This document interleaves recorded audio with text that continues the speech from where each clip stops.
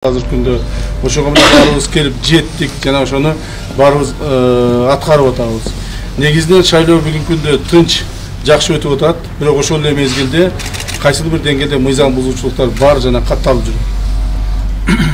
Президентибиздин, урматтуу президентибиз Садыр Омаржанович Жапаровдун указы чыккан шайлоонун административдик ресурстарды колдонбой, таза өткүзүү боюнча указ чыккан. Ошол указдын негизинде ар бир мамлекеттик кызматкер, бул мамлекеттик кызматкери болобу, же муниципалдык кызматкери болобу, же укук коргоо органдары кызматкерлери болобу, эч ким кичинекей баягы бир сотрудниктен баштап башчысына чейин эч ким эч кандай шайлоо өнөктүгүнө, агитация өнөктүгүнө катышпоого милдеттендирилген. Ушуну так билип алышыбыз керек. Мындай нерсе ушуга чейин болгон эмес. Себеби дегенде ушуга чейин болуп өткөн шайлоолордо эч кандай мындай указ чыккан эмес. Мындай указдар менен милдеттендирилген эмес. Бирок кайрадан эле жанагы айтылбаган багыттар менен административдик ресурсту колдонуу боюнча толук аракеттер жүргөн. Мына мен билемин, биз өзүңүздөр эле жакшы билесиздер, жерлерге жетекчилерди бөлүп, кайсыл партияны өткүзүш боюнча, кайсыл партияны өткүзбөш боюнча, кайсыл кандидат керек, кайсыл кандидат керек эмес деген тапшырмаларды берилип жогору жактан. Ошол тапшырмалар келип, ылдыйга түшүп, силердин деңгээлиңерге түшүп, анан сиздер ошону аткара баштагансыздар. Жерлерди контролдоо. Кимдир бирөөнү артка тартып аткансыздар, кимдир бирөөнү алдыга сүйөп аткансыздар. Ошентип административдик ресурс толук колдонулуп келген. Мына быйылкы жылы ал нерседен биз кайттык. Жаңы конституциянын негизинде, жаңы кабыл алган конституциябыз негизинде мыйзамдуулукту орнотуунун негизги принциптери түзүлдү. Ошол принциптердин негизинде президентибиз указ чыгарды.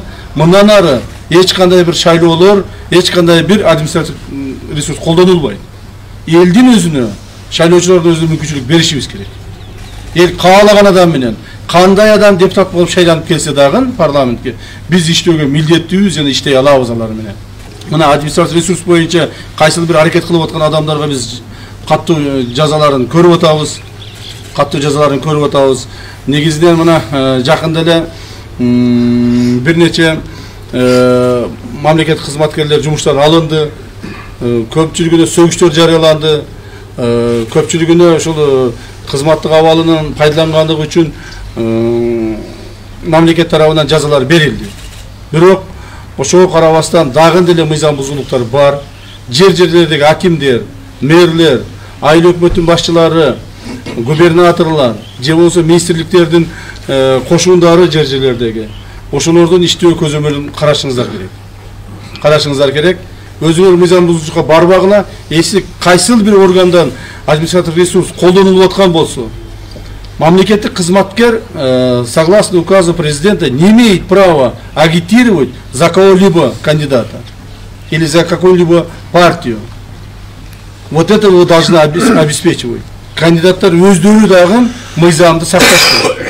Кандидаттар өздөрү дагы мына административ ресурс болбогондон кийин, мамлекет кайсыл бир деңгээлде эч кимге басым көрсөтпөгөндөн кийин, алар өздөрү дагы ошол мыйзамдуулук сакташ керек. Кандидаттардан ошону биз мыйзамдуулук сакташын камсыз кылуу мына сиздердин милдетиңиздер. Ошону да байкашыңыздар керек. Бизде маалыматтар бар, көптөгөн кандидаттар азыр ушундуп күтүп отурушат. Мына бир апта калганда баштайбыз, 2 күн калганда сатып ала баштайбыз, 3 күн калганда сатып ала баштайбыз дейт. Мына бир апта, 2 күн, 3 күн калганда күнү-түнү уктабашыңар керек. Күнү-түнү контролдошуңар керек. Если кайсы бир жерде силер билбей калып, ошол жанагы сатып алуу, сатуу процесстери жүрүп кете турган болсо, ошол жердеги биздин кызматкерлер жазаланасыңар. Кандидаттар өздөрү дагы ошол мыйзамдуулук сактоо боюнча бир-эки сөз айтып кетейин. Мына кээ бир кандидаттар ушундай болуп чыгып атышат, ошол программасын эмес, негизинен ушу бирөөнү жамандоо боюнча, ошол жасалып аткан иштерге каралоо боюнча, туура эмес маалыматтарды элдин арасына таратуу боюнча көптөгөн иш аракеттерин жүргүзүп атышат. Бирок ошол кандидаттарга мен айтып коёр элем.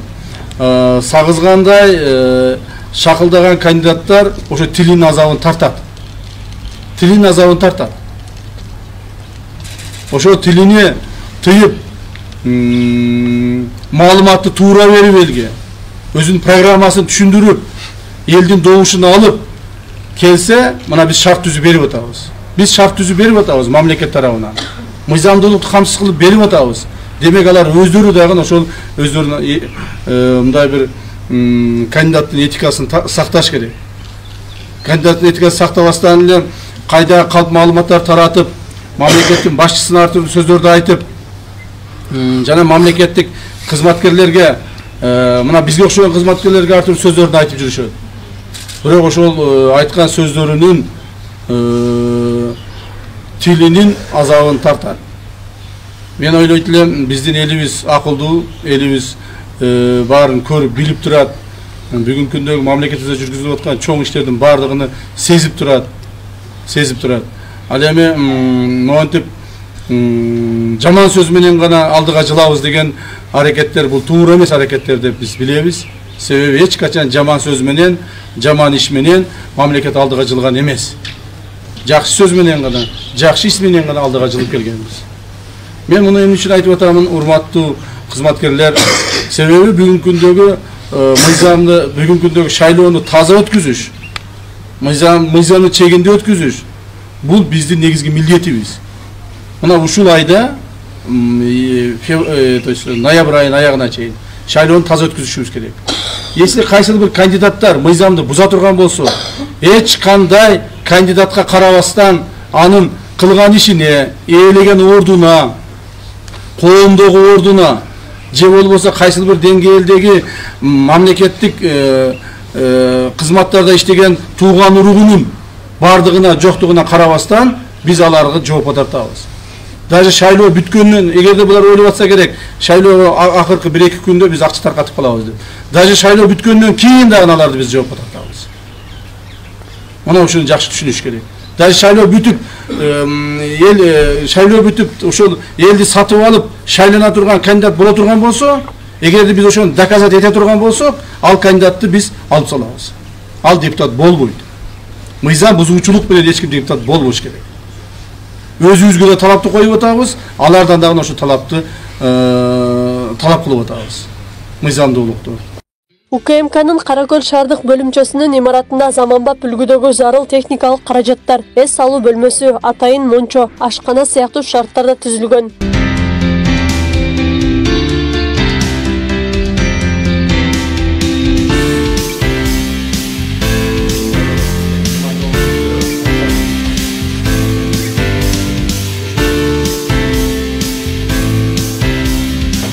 Bazı şartlansız oldu. Batarya kazandı. Жылуу, жаңы түтөй батареялар, жылуулар, силер ак ниеттесиз. Жүрөгүңөр ак болбосо, ак ниеттен өзүңөр аракет кылбасаңар, эч нерсе болбойт.